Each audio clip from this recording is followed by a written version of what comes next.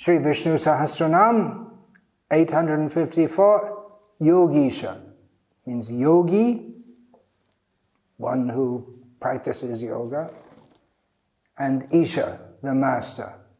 So this can mean he who is a yogi, yogi was the previous name in Vishnu Sahasranama, and who is Isha, who is the controller, or more generally it's taken to mean the master of all yogis.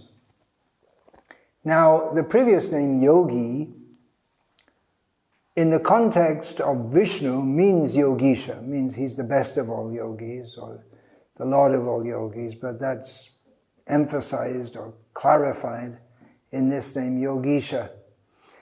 Others, such as Lord Shiva, can also be called Yogisa. And many yogis, out of the yogis in Kali Yuga, probably most of them are more focused towards Shiva than to Vishnu. So he can also be called Yogisa. There are others also, the great yoga master Gorakhnath, after whom the town in Uttar Pradesh, Gorakhpur, is named, can also be called Yogisa because he was a great yogi and he had many disciples. The whole sampradaya came out after him. So conventionally he could be considered Yogisa in that sense. But in the fullest and truest sense, Vishnu must be called Yogisa. He's the foremost of all yogis and the foremost even among those who are Yogish. He is yoga. That is one name in Vishnu Sahasranama. He is a yogi. He is the goal of yoga. And he's the bestower of perfection in yoga. He's both a yogi and the Isha, who the true yogis aspire to attain. Dhyana avastito tadgatena manasa pashyanti am yoginaha. Bhagavatam describes that the genuine yogis, they meditate upon him. They see him in their meditation. So he is the one who true yogis aspire to attain.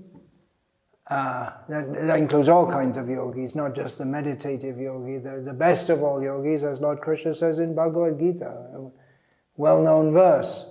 Yoginam api sarvesham madgatena antaratmana shadhavan bhajate yomam samayuktatamo mataha. Krishna says of all the kinds of yogis, the one who is a bhakti yogi, who's linked with me, having taken me into his heart with full faith, I consider him the best of yogis. So he is the one whom all yogis ultimately aspire to, whether they acknowledge it or know it or not.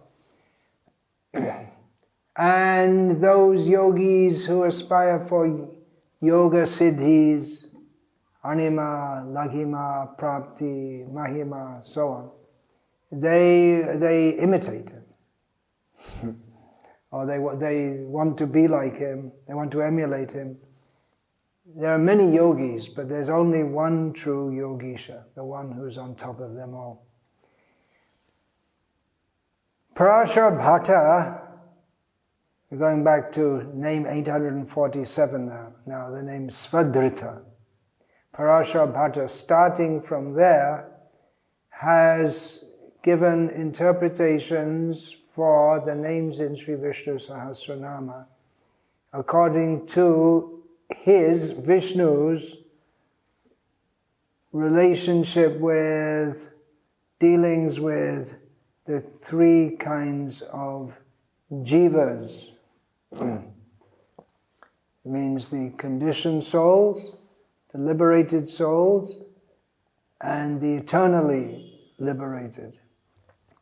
Drawing in themes from the last few names, Parashar Bhatta says that Vishnu is called Yogisa because He is the foremost lord of all the yogis, okay? And he takes it upon himself, takes the responsibility, Bharabhrit, the name we just had, to bring about the perfection for the yogis, to help them to become perfect. Because it's not easy to get free from the shackles of this material world.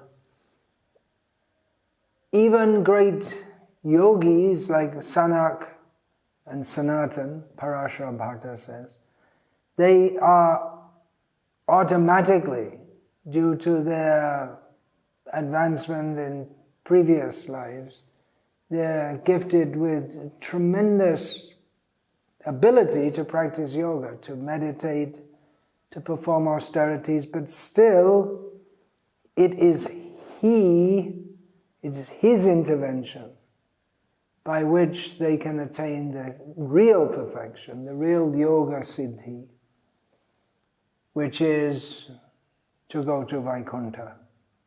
In this regard, Parashara Bharta quotes from Vishnu Purana, Sanandadin apakalmashan munin chakara bhuya ati pavitram padam. He, referring to Vishnu, conferred the ati pavitra, the most pure, the highly pure padam, situation, param padam, the Vaikuntha world, upon Sanak, Sanatan, Sanat, and Sananda, and so many other rishis.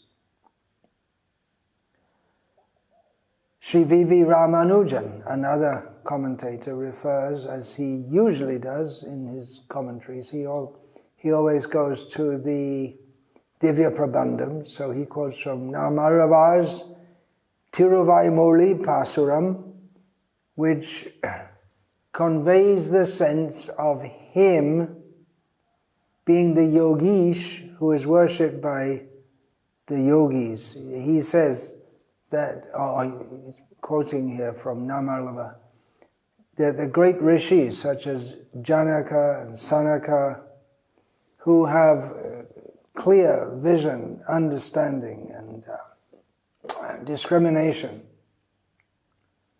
having performed great austerities in devotion. So that's one kind. That's jivas who have come up, or are on the way up. And then the second kind, the muktas, who have become liberated. They're already in Vaikuntha. And they're there having become enamored by him. And the nityas, the pure souls who never had any touch with material existence, they're always in Vaikuntha. All of them serve him, Vishnu, with delight. Baladev Vidyabhushan gives a similar meaning. He's the master of yogis such as the four Kumaras. He gives them the path of yoga. So that's another nuance on understanding the name Yogi, Yogish. That he's the one who gives, it's him who has made the different paths of yoga. Particularly referring here, Yogi, Yogish, to the meditative system of yoga. So he's the one who's given it. He's the root of the yoga system, therefore he's the master of it. Shankaracharya gives the simple, straightforward meaning. He's the supreme among all yogis. And he explains that other yogis, those who are practicing yoga in order to become perfect, they're always subject to temptations, falling from their position. But Bhagavan, he's never, no such thing. He won't fall. The example, Nara Narayan Rishi, They come to this world to show the path of tapasya, of austerity, how to be a perfect yogi. And Indradev, one time, taking them to be ordinary living beings who were practicing yoga, became afraid that by the mystic power they would accrue by practicing yoga, that they would become so powerful that they could take over his position as Indra, or they could rival him, and therefore he sent Kamadev, the god of lust or love, if whatever you want to call it, along with beautiful women to try to tempt Nara and Narayana Rishi. But they simply laughed and said that, oh, you have some beautiful girls? Well, we can produce beautiful girls also. And from their actual yoga city, which they already had, they just produced several beautiful girls. Said, give them to Indra. He can take some beautiful girls. You can choose one and take. Tilak Uttama, I believe they took. The most, Tilak means who's on top, and Uttama means on top of the top. So the most beautiful. So they took her. And so in this way, he shows that he's not subject to fall down. He's not going to fall down. Srila Prabhupada gives the remarkable analogy in one of his Bhagavad Gita purports that Haridas Thakur didn't fall down when tempted by Maya, but at the desire of the demigods, she, previous to that, had tempted him and lured him from his solitary life, and she married him. He got disturbed, although Srila Prabhupada also quotes from Kalidas's Kumara Sambhava, the play of Kalidas. Kumara means, oh, now we're getting into a long story. Kartikeya, Sambhava means the birth. So the birth of Kartikeya, how he came to be born, oh, it's a big long story. But anyway, Srila Prabhupada gives the remarkable example that Lord Shiva was disturbed by Maya, but Haridas Thakur, being a pure devotee, wasn't. Of course, Lord Shiva is the eternal husband of Maya also. But anyway, the point is that one who takes shelter of Yogisa, the Supreme Personality of Godhead, Vishnu, can become completely free from lust. But it's not easy in this world. Haridas Thakur was exceptional. That's pointed out in Chaitanya Charitamrita. He was exceptional in forbearance, and Ramananda Rai was exceptional in overcoming lust, although Haridas Thakur also. But they demonstrated different qualities. So anyway, yogis, we should take shelter of Krishna to become free from lusty desires. Many have fallen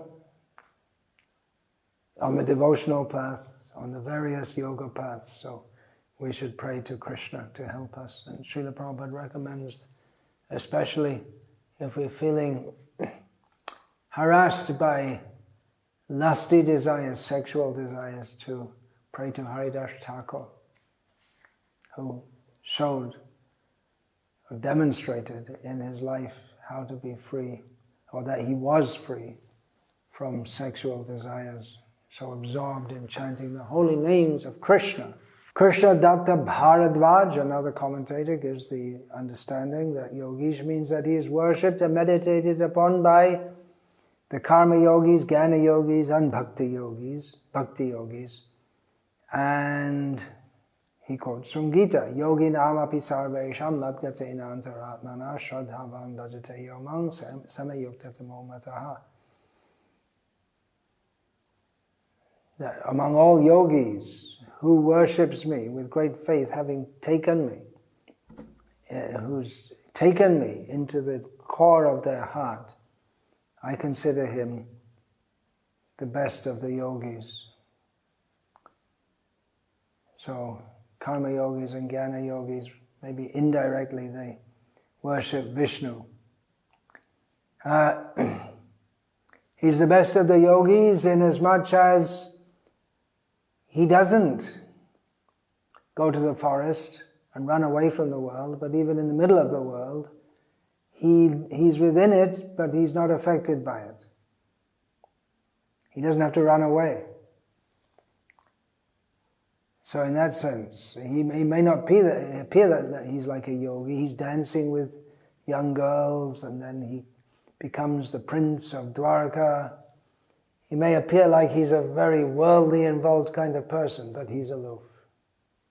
At the same time, he's not affected by material desires, which is what yogis try to do. That's the big thing that they're trying to do. Satyasandha Tirtha gives an understanding different from all the others. Yoginam Sham. Sham means auspiciousness or happiness. Yoginam Sham Yasmat Iti Yogishaha. By meditating upon whom the yogis attain happiness or auspiciousness. Sham means auspiciousness. Shankara, name of Lord Shiva, who makes auspiciousness. So the one, from meditating upon him, the yogis attain auspiciousness and happiness, is called Yogisa.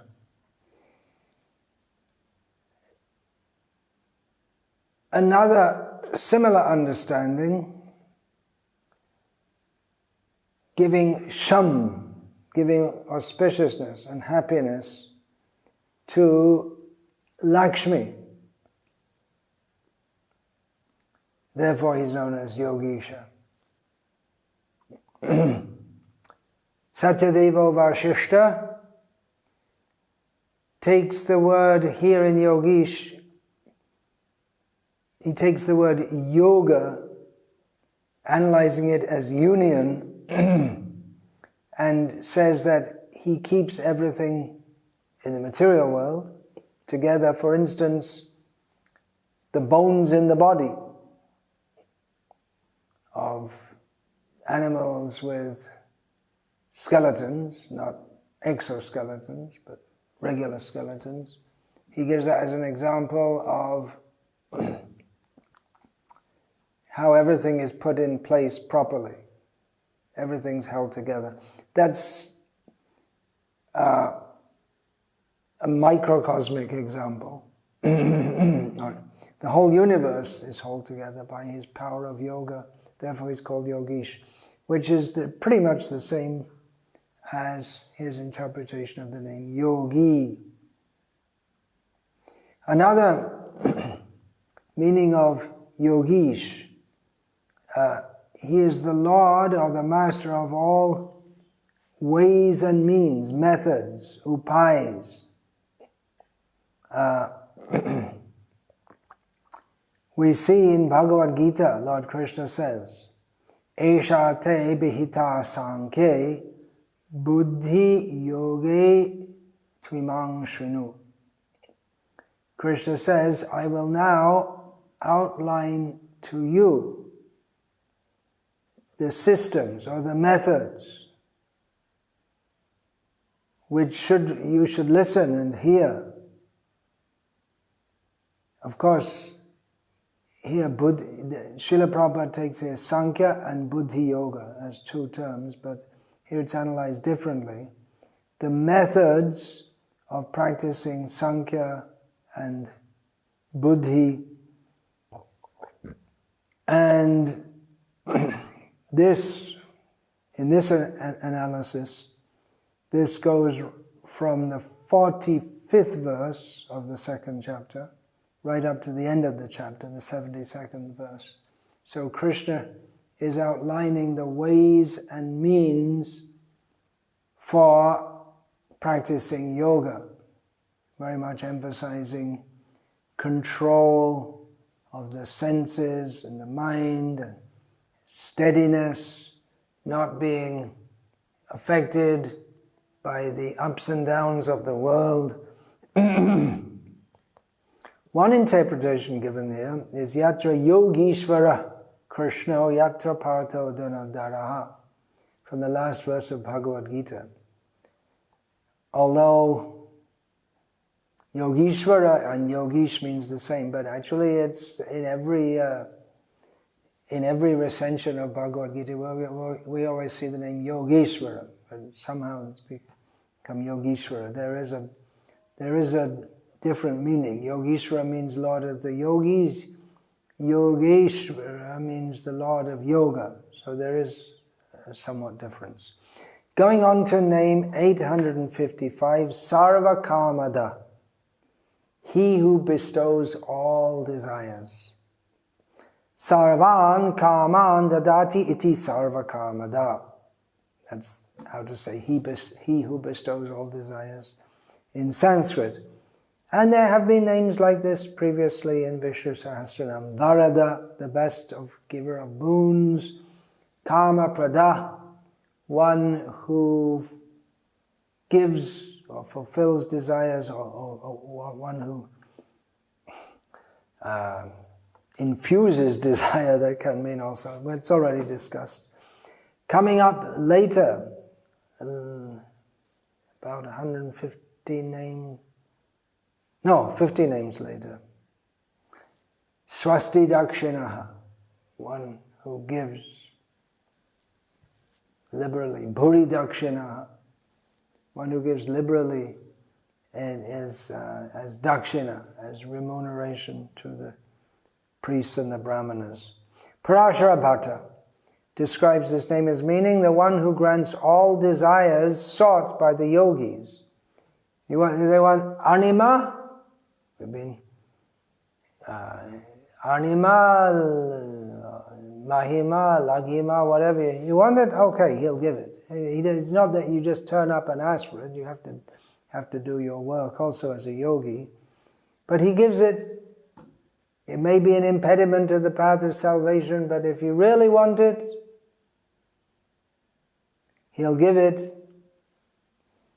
Even if the yogi who starts out searching for liberation but gets distracted by feeling, now I'm getting all this power, I can do all these mystic things, and he gets distracted by this.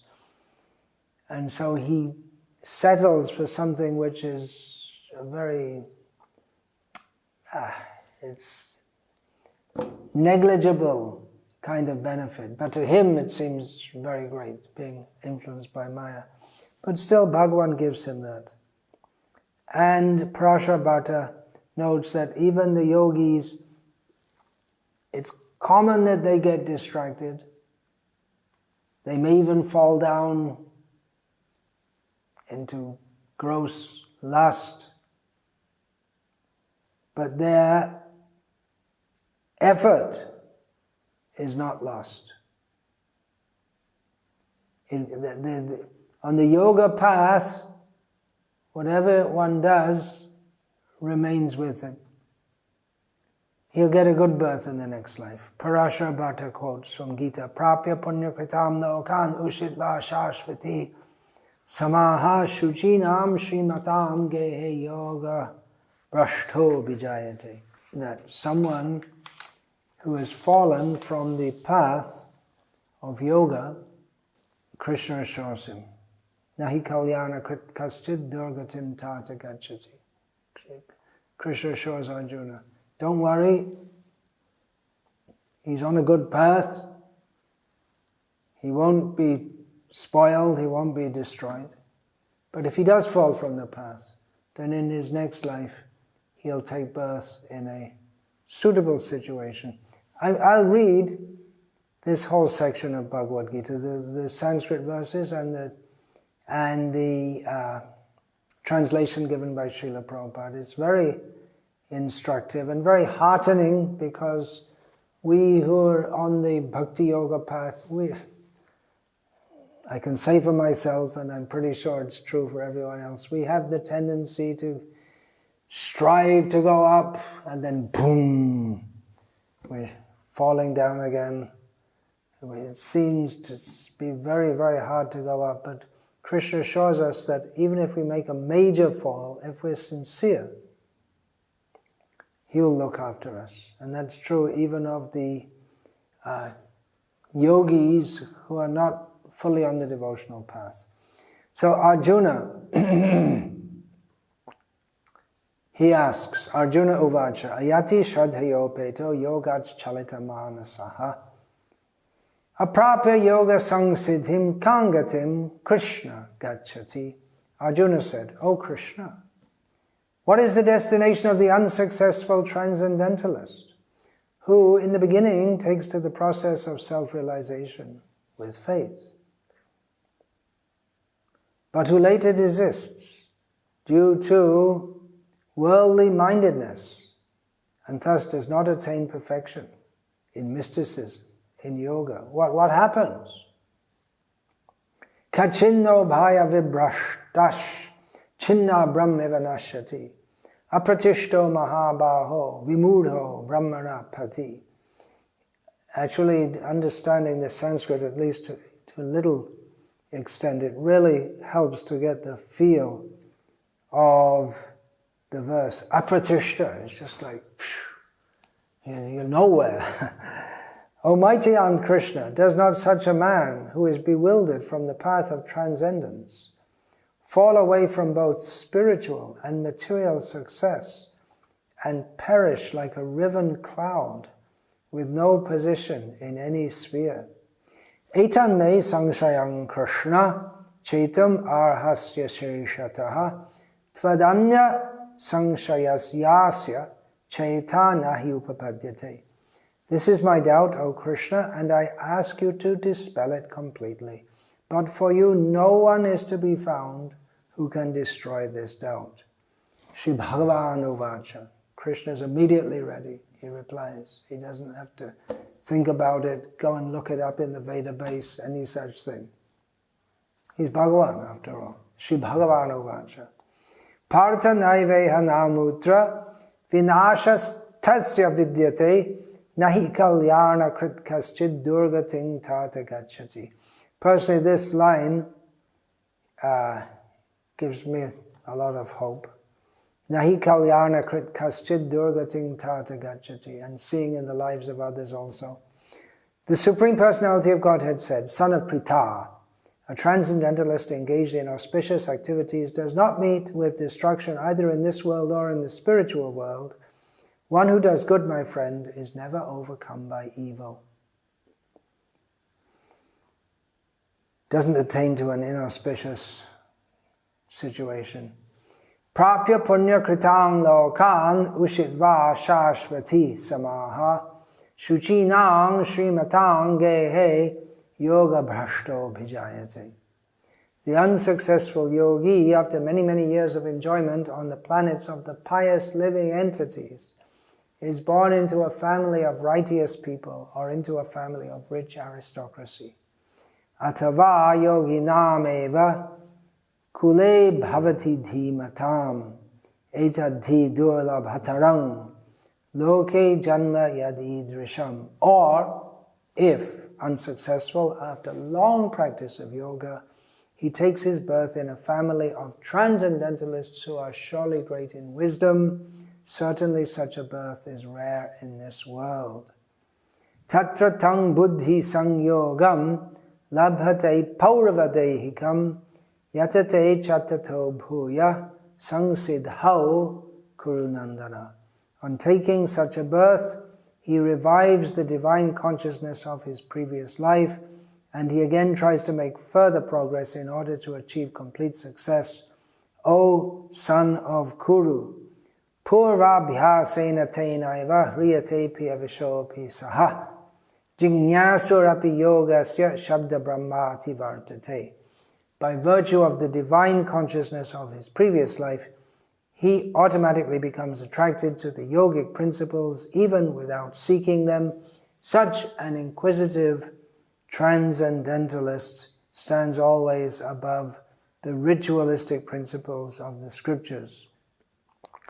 Prayatnad yatamanas tu yogi sang shuddha kil vishaha aneka janma sang siddhas tatro yati param gatim. And when the yogi engages himself with sincere endeavor in making further progress, being washed of all contaminations, then ultimately achieving perfection after many, many births of practice, he attains the supreme goal. He does it. He'll get there. Krishna's helping. So Yogi, when we say he's the Lord of all yogis, we think, yeah, he is above them all. But it also gives the understanding, by going through these verses in Gita, we can especially get the understanding, he's the Lord of them, he's the master of them, means he's also helping to pull them up. He's the master of them, just like we can say that the master of a herd of cows is very concerned with their welfare, or the father of the children is concerned with their welfare. So his being Yogish, it's very reassuring for the yogi that we have our master. We're trying. We're not very good. I'm trying in yoga, but I'm not very good, but Krishna will help.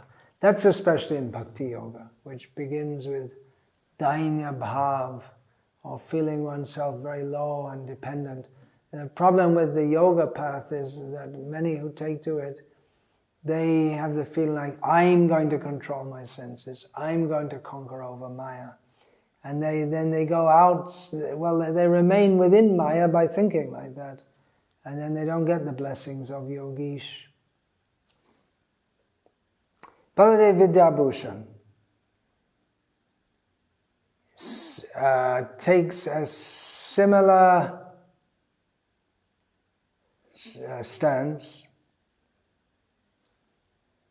quoting that Bhishma is talking about this. Bhishma then shows that the maintenance of devotees who have fallen down due to sensual desires, vasana, the Supreme Lord is Sarva-kamada, for the yogis who have fallen due to sensual desires. He fulfills their sensual desires, fulfills the sensual desires of the yogis. Sarva-kamada, linking this name with the previous two names, Yogi and Yogish. So he's Yogisha Sarva-kamada, the Lord of Yoga who fulfills the desire of those who fall away from the path of yoga, and from those who stay on the path also.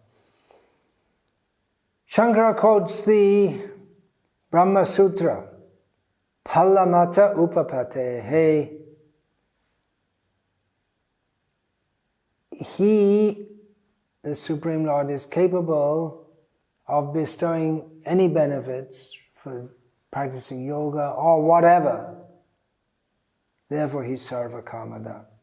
And in this regard, Krishna Datta Bharadvaj quotes from the Bhagavatam. Probably those of you who are listening have been waiting to hear this verse. When you hear this, you must immediately, when you hear the name Sarva-kamada,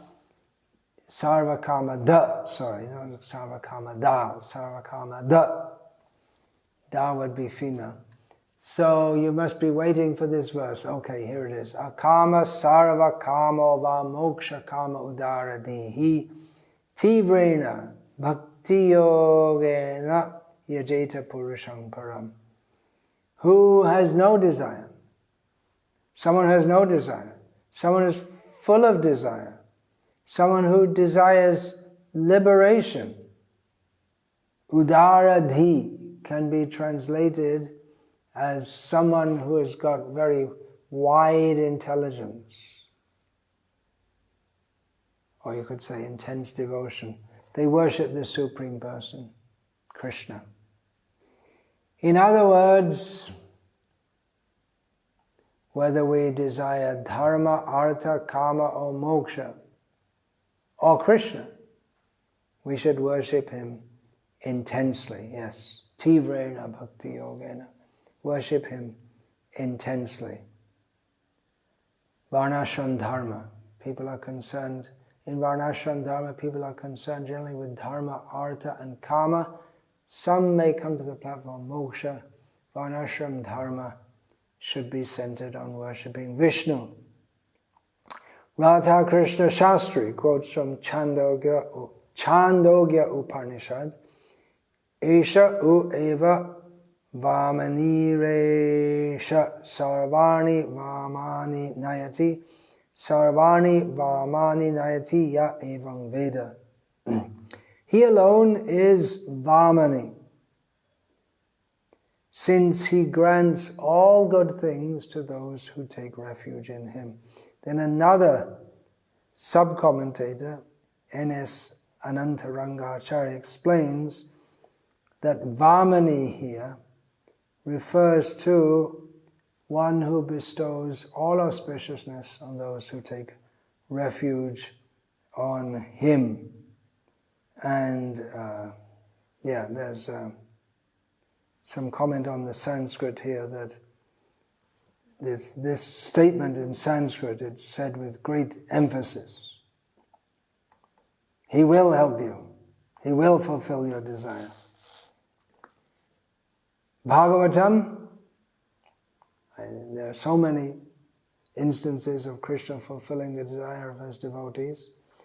I'm going to quote Bhagavatam, Canto 3, Chapter 20, verse 25 as a sample. Saupa Vraja Varadang. Here we have Varada, giver of boon. Saupa Vraja Varadang Prapanarti Harang Harim. Anugrahaya Bhaktanam Anurupatma Darshanam. Brahma approached the personality of Godhead, who bestows all boons, Varadam, and he is Prapanarti Haram Harim. He dispels the agony of his devotees, those who take shelter of his lotus feet. Anugrahaya Bhaktanam, being kind to his devotees, he manifests himself in various forms, shows himself to them in various forms. From Bhagavatam also we have Krishna saying to Muchukunda, one who has satisfied me need never again lament. Sarva-kamada, he gave karma, or he implanted desire in Shiva in the form of Mohini avatar, female form of God. He implanted desire in Shiva, who is otherwise desireless, who is a yogi, even though he's in the presence of Durga, the Adhishtatri, the overseeing Adhishtatruni, the overseeing demigoddess of the material energy. He doesn't desire anything, but Vishnu inspired desire in him. So he's the giver of, the bestower of all that is desired. So one thing we should be careful what we desire, because if we desire unholy things, we might end up getting it. Let us keep our desires pure by hearing about, meditating upon, chanting the names of the Supreme Personality of Godhead. Vancha kalpatarubhyascha kripa sindhubhya evacha patitanam pavanebhyo vaishnavebhyo namo namaha. Dante nithaya chunakang padayo nipattikrit vachaka kushatam etad aham bravimi. Hey sadhava sakla eva vihaya durad gauranga chandra charne kurutanuraga. Parivadatu jano yata tata va nanumukaro navayang vicharayamaha. Hari rasamadira amadati mata bhuvi vilutama nartama nirvishama. Hare Krishna, Krishna Krishna, Hare Hare, Hare Rama, Rama